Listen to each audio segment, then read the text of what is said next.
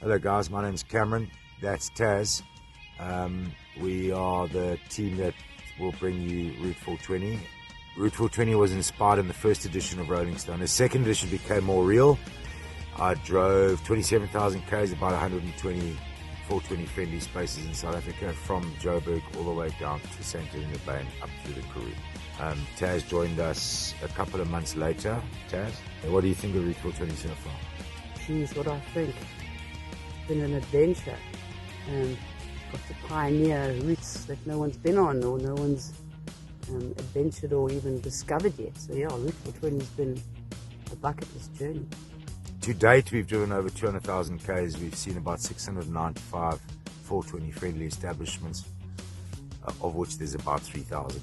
And what we decided to do was start building the tourism framework for the 420 industry, or the cannabis industry.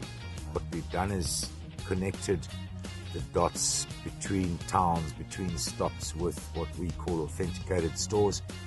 We'll start to document the industry as much as we can. We have a good time on the road. We laugh, we have fun, we meet new people. It's about the community, and it's about us, and it's about you, and it's about them, and it's about all things that matter.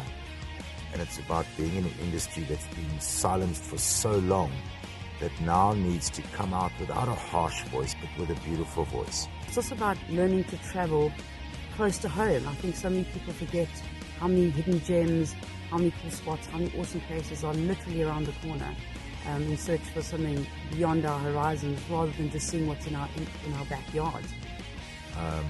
And I'm just really amazed. I wish I could show you the sunset. No, it's pretty beautiful. Should we just turn it around, show them quickly? Oh look, yeah. That's what we're getting to look at. Stay curious, stay kind, and try not to miss the turn. Or your turn. Keep rolling with the Rolling Stoner.